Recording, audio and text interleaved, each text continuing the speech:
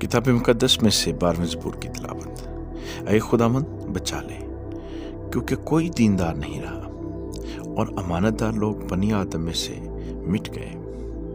वो अपने अपने हमसाया से झूठ बोलते हैं, वो खुशामदी लबों से दो रंगी बातें करते हैं। खुदावंद सब खुशामदी लबों को और बड़े बोल बोलने वाली जुबान को काट डालेगा।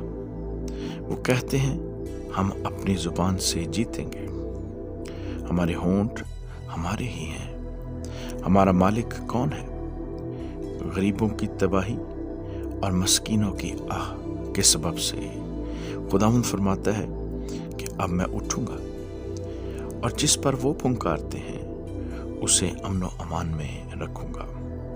खुदावंद का कलाम पाक है, उस चांदी की मानद जो भट्टी में मट्टी पर ताई गई और 7 बार साफ की गई हो।